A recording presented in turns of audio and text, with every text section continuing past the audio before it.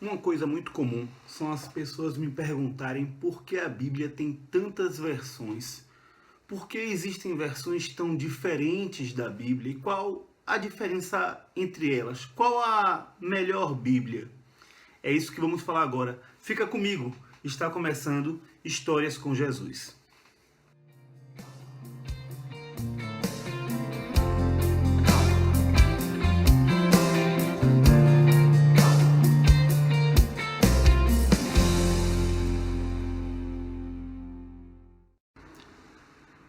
Meu nome é Jones Freire, eu sou escritor e estudioso da palavra.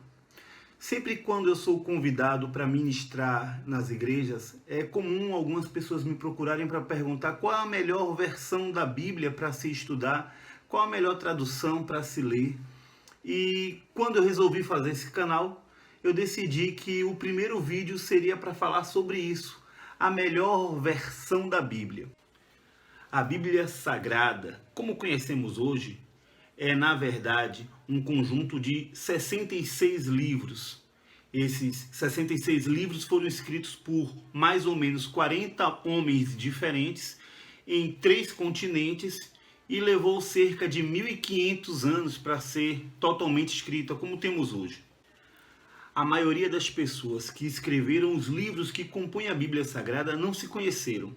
Nunca se reuniram para decidir o que um ia falar, o que o outro ia dizer, e mesmo assim existe uma grande harmonia entre os discursos, como se um autor completasse o que o outro escreveu. A maioria dos autores não eram escritores, e a grande diversidade de funções de cada um deles prova exatamente isso. Veja, Moisés era um estadista, Amós era pastor de ovelhas, Pedro e João, pescadores, Lucas era médico, Davi e Salomão, reis, Paulo era um empresário e um rabino, Daniel era o governador, Esdras, um sacerdote, Neemias, um funcionário público, Jó, fazendeiro, Samuel, um profeta e Esdras, um escritor. Agora, a Bíblia ela é dividida em 2 partes. O Velho Testamento, que são os livros escritos antes do nascimento de Jesus, e o Novo Testamento, que são os livros escritos após o nascimento de Jesus Cristo. A Bíblia também é o livro mais vendido do mundo. Estima-se que já foram vendidas mais de 6 bilhões de cópias em 2.565 línguas diferentes. Mas ainda existem mais de 2.000 línguas que a Bíblia ainda não foi traduzida. Ainda temos muito trabalho pela frente. E uma última informação é que a Bíblia foi o primeiro livro a ser impresso no mundo, em 1455, na Alemanha, por Gutenberg, e levou 5 anos para ficar pronta.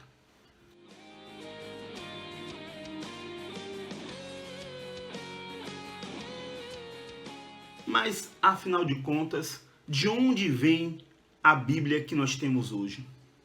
Na verdade, a Bíblia ela é uma tradução de antigos textos conhecidos como manuscritos.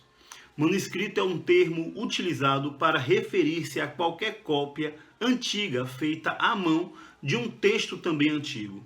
Vem do latim manum, que é mão, scriptum, que é escrito, daí o nome, manuscrito, feito à mão. Antigamente os textos eram assim, copiados à mão. Imagine a Bíblia inteira copiada à mão. Já a palavra Bíblia vem do grego biblion, que significa livro. E o plural de biblion seria Bíblia, livros. Por isso que a Bíblia chama assim, por ela ser um conjunto de livros. Bom, já esses manuscritos, que são os textos que dão origem às nossas Bíblias, eles são cópias dos textos originais, escritos por Lucas, Paulo, Pedro, João. Foram encontrados mais de 5.000 cópias desses textos, os manuscritos. E desse montante nós temos 2 grupos importantes a se destacar. O primeiro grupo é o chamado texto majoritário, que também é conhecido como bizantino ou texto recebido. Esse grupo representa mais de 90% de todos aqueles 5.000 manuscritos. Já o segundo grupo, conhecido como minoritário, mas também chamado de alexandrino ou texto crítico. Esse segundo grupo representa apenas 5% daqueles 5.000 manuscritos. Agora preste bastante atenção nas principais diferenças entre esses dois grupos de textos. O primeiro grupo, o grupo majoritário, ele tem cópias praticamente idênticas uma das outras, enquanto o grupo minoritário, as cópias apresentam algumas divergências, pequenas, mas divergências entre elas. Um outro detalhe é que o grupo de textos minoritários são bem mais antigos, datados entre o século 2, 3 e 4, enquanto os textos majoritários são bem mais novos, datados dos séculos 8 ao 14. As cópias dos textos majoritários foram encontradas, em sua maior parte, em péssimo estado de conservação. Alguns manuscritos contêm partes praticamente ilegíveis, enquanto os textos minoritários encontraram-se em perfeito estado de conservação. Resumindo, nós temos o seguinte quadro. Ele sempre quis salvar você. Sua vida é única, com Cristo ela é certa. O caminho perfeito é vida eterna. Sua vida é única, com Cristo é certa. O caminho perfeito.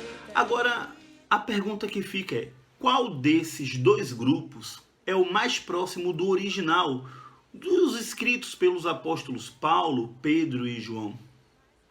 É nesse ponto que muitos especialistas discordam e é um dos motivos para termos tantas traduções diferentes. Alguns especialistas acreditam que os textos minoritários, aqueles dos 5%, são os mais fiéis aos textos originais. Essas pessoas sustentam que o fato dos textos serem cópias mais antigas tem uma chance maior de serem fiéis aos originais. E o fato dos textos estarem num estado de conservação tão perfeito comprova que eles foram guardados com muito mais carinho, com muito mais cuidado, por sua importância. Será que esses textos foram guardados realmente porque eles eram mais fiéis aos originais e aí eles guardam com mais carinho? É como se você tivesse aquela sua Bíblia que você gosta mais, você acha que ela é a sua melhor Bíblia e por isso ela fica em um lugar mais seguro, para evitar que estrague. Mas existe um outro lado, os estudiosos que acreditam que os textos majoritários são os textos mais fiéis aos textos originais. Eles sustentam suas teorias com base no fato de ter maior abundância. 90% dos textos encontrados são desse grupo, do majoritário. Será que tem maior quantidade porque eles eram melhores, mais fiéis, então se tirava mais cópias deles? Um outro fato é o fato dos textos estarem mais desgastados. Eles estariam mais desgastados porque eles eram mais usados e os outros, segundo esses especialistas, acreditam que os outros textos estão mais conservados porque eles foram guardados para não serem usados mesmo, pois não eram tão confiáveis. Eu vou lhe dar um exemplo do que seria isso. Eu tenho aqui essa minha Bíblia. Essa foi a primeira Bíblia que eu ganhei. Ganhei logo quando aceitei a Jesus. Ela está até bem conservada para uma Bíblia de mais ou menos 13 anos. Agora eu tenho essa outra Bíblia aqui, que eu comprei uns 2 anos depois daquela. Essa Bíblia, ela é maior e aí eu passei a levar essa em todos os lugares e guardei aquela. Ela ficou guardadinha aqui e eu passei a usar essa. Observe o estado dessa Bíblia. Eu ainda guardo ela, tenho muito carinho, porque eu usei ela durante alguns anos. Depois eu fui comprando outras Bíblias, mas ainda usava ela. Ou seja, porque essa Bíblia, apesar de ser mais nova, está mais desgastada do que essa, que é mais velha, pelo fato de eu usar mais. É nisso que eles sustentam as suas teorias. Um outro detalhe que precisamos compreender é a técnica usada na hora de traduzir o texto. O Velho Testamento ele está escrito em 2 línguas, o hebraico e o aramaico. Já o Novo Testamento está todo escrito em grego, mas é um grego antigo, não é o grego utilizado hoje pelo povo da Grécia. Eu vou dar um exemplo. Traduzir um texto do inglês para o português já é um desafio. Afinal, existem diversos termos próprios da expressão e gírias que, quando traduzido, precisa trazer sentido sem alterar a intenção do autor. Agora imagine fazer essa tradução em uma língua que já não se fala mais. Além do fato de que algumas palavras elas têm sentidos diferentes de uma época para outra e até de uma região para outra. Por exemplo, a palavra pitel, que originalmente tem o sentido de uma comida muito gostosa, apetitosa, mas já foi usada para se referir a uma pessoa de grande beleza. Ou, por exemplo, a palavra cueca, que aqui pra gente é uma roupa íntima para o homem, mas em Portugal, cueca é a roupa íntima da mulher. Para o homem lá, a palavra para a nossa cueca seria boxers. Pode te ver se no abismo você... Existem dezenas de traduções diferentes da Bíblia Sagrada para a língua portuguesa. Eu vou lhe falar algumas delas. A NVI é a Nova Versão Internacional. É uma Bíblia com a linguagem bem mais moderna. Existem também as versões da João Ferreira de Almeida, como a Almeida Revista Corrigida e Fiel, ou a Almeida Revista e Atualizada, e a Almeida Corrigida e Revista. Existem as Bíblias do grupo King James, que tem a King James de 1611 e a King James atualizada.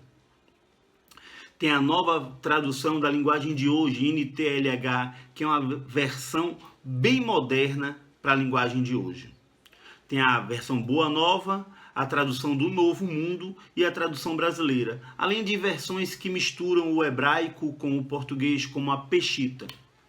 A grande maioria dessas Bíblias utiliza como base o grupo majoritário, aquele dos 90%, para a tradução. Porém, existem também as Bíblias que utilizam o grupo minoritário como base para a tradução. E quando comparamos as Bíblias que são traduzidas desses dois grupos de textos, encontramos algumas diferenças, e eu quero falar um pouco sobre elas agora.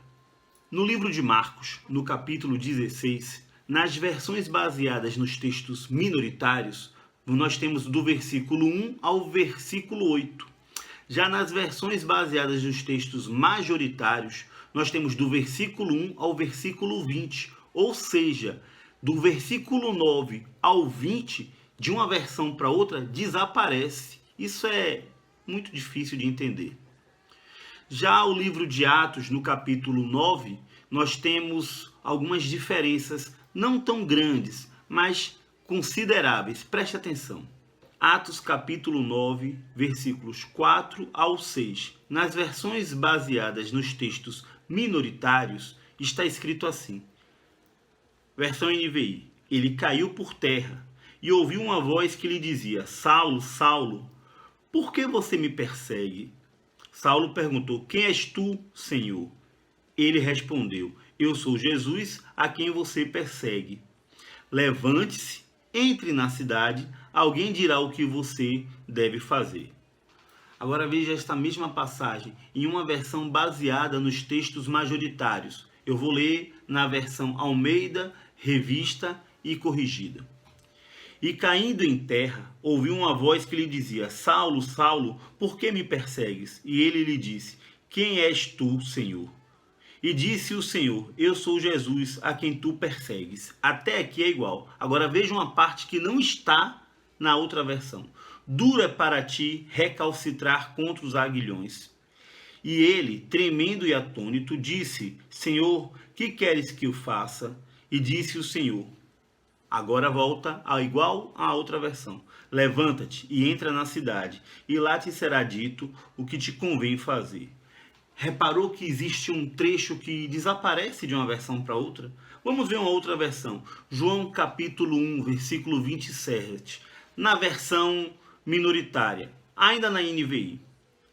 Ele é aquele que vem depois de mim, e não sou digno de desamarrar as correias das suas sandálias. Já na versão King James está assim: este é aquele que vem após mim, igual, que é antes de mim, isso já não tem na outra, cujos calçados eu não sou digno de desatar as correias. Esses são apenas alguns exemplos, porque a lista é bem extensa. Mas eu quero falar sobre um outro detalhe importante. Eu quero falar da diferença entre a Bíblia evangélica e a Bíblia católica. Qual a diferença entre elas? A maior diferença é que a Bíblia católica possui 7 livros a mais que a Bíblia evangélica. São eles: Tobias, Judite, 1 Macabeus, 2 Macabeus, Baruque, Sabedorias de Salomão e Eclesiástico. Não pode confundir com Eclesiastes. Isso para não falar de algumas passagens que existem nas Bíblias evangélicas, mas não existem nas Bíblias católicas, como por exemplo o livro de Daniel, o capítulo 13 e 14, não existe na católica.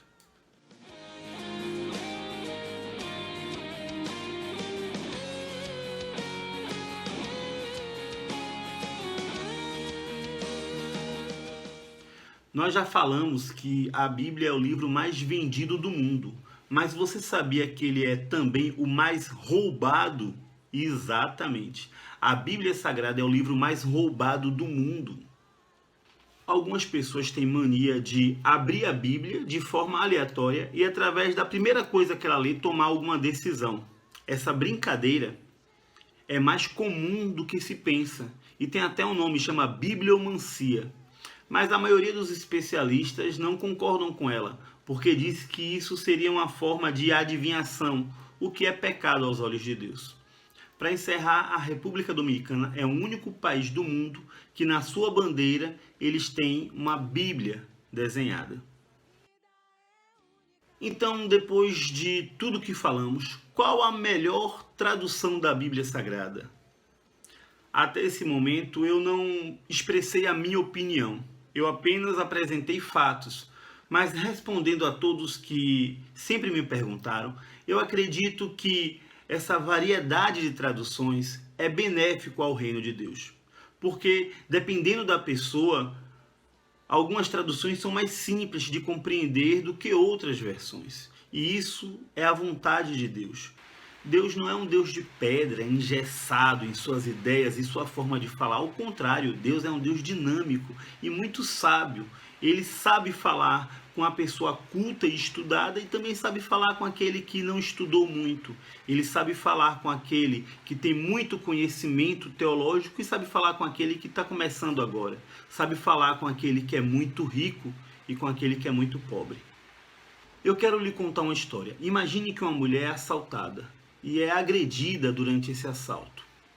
Quando ela chega em casa machucada, ela vai contar para o marido o que aconteceu. Então ela diz: amor, um homem veio e me bateu com uma arma e me xingou e me agrediu e me ofendeu e puxou minha bolsa e me ameaçou.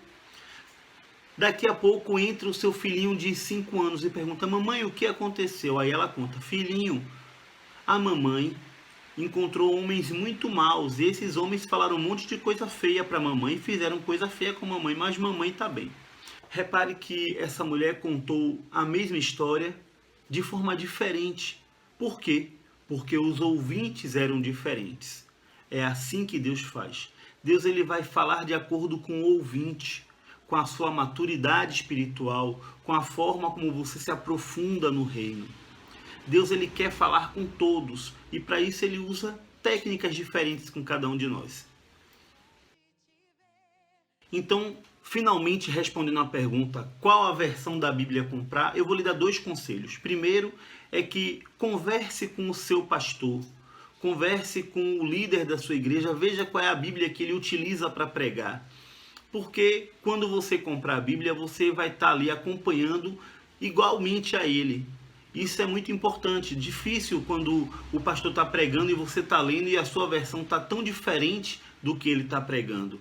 Então, eu aconselho, antes de mais nada, você verificar com a liderança da sua igreja quais são as Bíblias ou qual a Bíblia que ele mais usa, que ele mais gosta, e você vai poder tê-la para acompanhar no culto. Agora, se você quer estudar a Bíblia, eu vou lhe aconselhar a ter mais de uma versão, de preferência 2, 3 ou mais versões. É por isso que eu tenho aqui tantas versões da Bíblia.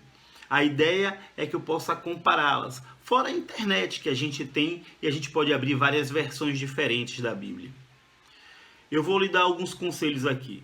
Por exemplo, a Bíblia NVI, que é a nova versão internacional, ela é uma Bíblia com a linguagem muito moderna e isso é bom, facilita a compreensão. É diferente de quando a Bíblia usa termos muito antigos que a gente às vezes precisa até buscar no dicionário o que aquele termo quer dizer. Ou então você vai ler sem compreender, e isso é que não pode acontecer. A Bíblia da NVI, a versão NVI, a nova versão internacional, ela traz palavras mais comuns ao nosso convívio, e isso facilita muito a leitura.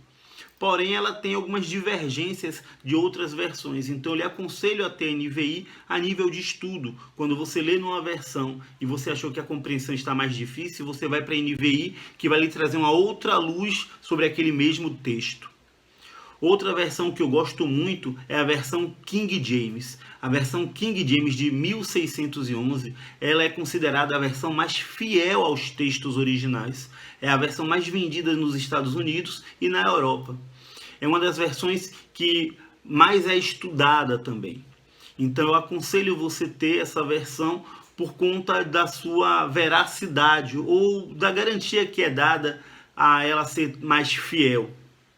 E uma outra versão é a versão João Almeida de Ferreira. É a versão mais comum no Brasil. Eu aconselho a Almeida Revista e Corrigida e Fiel. É uma versão mais moderna, porém muito fiel aos textos originais. Bem próximo da versão King James de 1611. Você, com essas três versões, você vai poder fazer estudos mais elaborados. Você vai poder comparar os textos e entender melhor cada passagem. Fora isso, é orar e pedir orientação ao Espírito Santo, porque só Ele pode nos trazer essa compreensão. Finalmente, eu quero deixar claro aqui que, para muita gente, a Bíblia é apenas um livro comum, escrita por homens comuns. E isso não deixa de ser verdade. A Bíblia foi escrita por homens comuns, inspirados por Deus. E isso é o ponto mais importante. A Bíblia, ela é a voz de Deus, a vontade de Deus. É Deus falando com aqueles que querem ouvi-lo. E é por isso que muita gente não consegue compreender a Bíblia, porque essas pessoas elas não querem compreender a Deus. Elas não querem viver Deus. Elas querem buscar na Bíblia erros e falhas. É importante lembrar que é um livro que tem mais de 2000 anos e que é o único livro que até hoje transforma vidas. Você pode ler dezenas de livros, eu gosto muito de ler. Você pode ler livros técnicos, mas a verdade é que a Bíblia é o único livro que você consegue ler e ele vai transformar a sua vida. Os outros livros vão lhe ajudar a compreender coisas técnicas e pode lhe ajudar até a entender um pouco da vida, mas nenhum deles transforma a vida como a Bíblia. E isso é o que comprova que a Bíblia é um livro inspirado por Deus. Não importa quem escreveu, a gente lê e na certeza que ali é a voz de Deus para nós.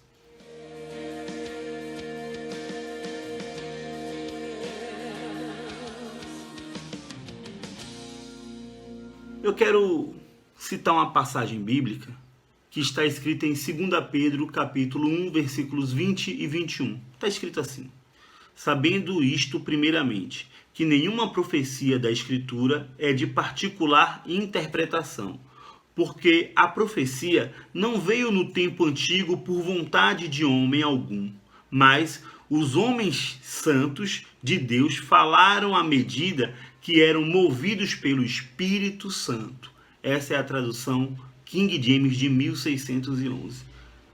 Pedro está dizendo exatamente isso. Que apesar de ter sido escrito por homens, foram homens inspirados por Deus e movidos pelo Espírito Santo.